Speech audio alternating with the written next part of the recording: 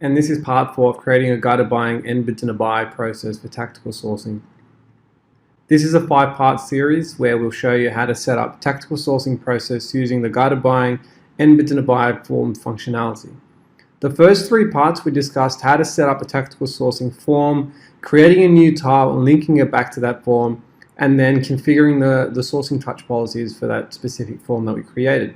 Part 4, we'll be discussing how to set up your preferred suppliers for that specific form and category.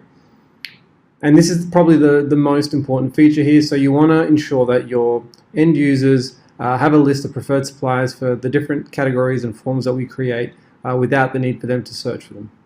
Once we do that, we'll then discuss how to configure the procurement policy for your different categories and commodities. The real value here is we're standardizing the tactical sourcing process. We're allowing your end users to purchase using a compliant and simple process through the guided buying system. So the first 3 parts we discussed how to create a new form, how to create a sourcing tile in guided buying and link it back to that form. We then showed you how to set up your sourcing touch policies. So now, part 4 will talk about how to set up your preferred suppliers for that category or commodity and linking it back to the form.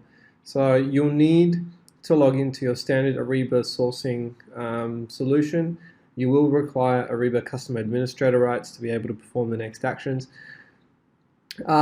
If you own supplier lifecycle performance, which is SLP, you can do it through the qualification and preferred supplier questionnaires. If not, we'll show you how to do it through the SM administrator. So we'll jump into the SM administrator real quick. And there's 3 main parts here. 1, you need to ensure your suppliers are uploaded into guided buying. 2, we're going to set up the qualifications. And then 3, we'll set up the preferred suppliers.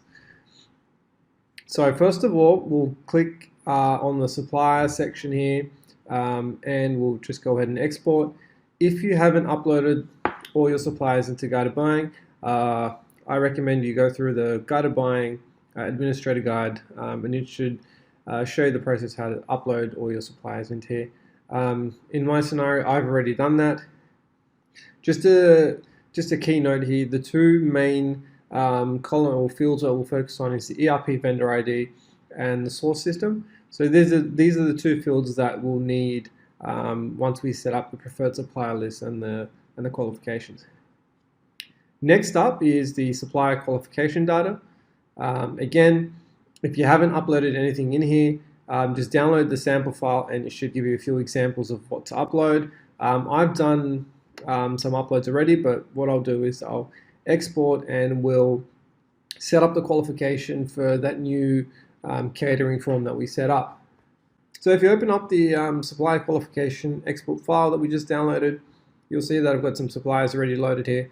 So what we're going to do is we're going to add 2 suppliers to the catering services category. So randomly, I'm just going to select these 2 suppliers here, so SpeedTech and KJ Consulting. So the category for catering services using the UNSPC taxonomy is 90101603, but if you've got your own custom taxonomy, you'll need to use that as well. So let's just go ahead and copy pretty much these values here. So we're going to set up the region to be Australia. We're specifying that this supplier is qualified, and we're just putting in the supplier's name in the UI. And we're going to go ahead and copy those 2 IDs that I talked about in the previous file. So if you recall the source system and then the actual vendor ID. Let's go ahead and do the exact same thing for the second supplier here. So KJ Consulting, and we'll copy their IDs across as well. So that's pretty much it. What we'll do is we'll go back to SM Administrator, back to that supplier qualification data import section. We'll go choose to here to upload all the new information. And we'll go ahead and we'll upload this into the system. So if you go ahead and refresh it, you'll see that it is the last task there, and it should take a minute or 2 to load into the solution. So once the file has actually successfully loaded, it should update all those qualifications for the suppliers into the system. Once you do that, we will then go to the preferred supplier list here. So Again, if you haven't done this before, we suggest just downloading the sample file and then upload and then editing it and then adding in the suppliers and the preferred list by category. If you haven't, if you have, like I have just here, I'm just going to go ahead and export the file that's already in the system. Once we open it up, you should see here that there's already a few suppliers that are registered. What we'll do now is we're going to do the exact same thing as we did for the preferred supplier list.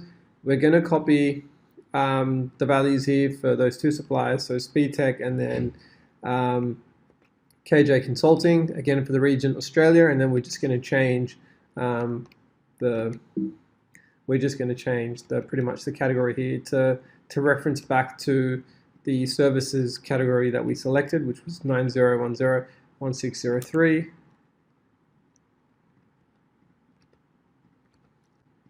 Go ahead and save that. So once you've saved the file, again, go back into SM admin.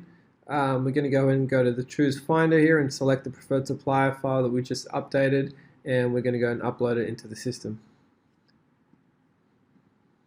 So once it's successfully done, it should take between 30 minutes to about 60 minutes until the suppliers show up in your guided buying form. Again, a few things to be wary of. So you got to make sure that ERP vendor ID and the system domain are similar between the three files. You also want to make sure that that ID is the same for your supplier setup in Ariba buying. So you want to make sure that the supplier ID and the supplier location ID match that ERP vendor ID for it to actually show up successfully in the guided buying form. So after a while, we want to go ahead and go to the guided buying solution and check to see what the status is there. So if we go back to that new catering landing page, we've got that catering form that we created in the first three parts here.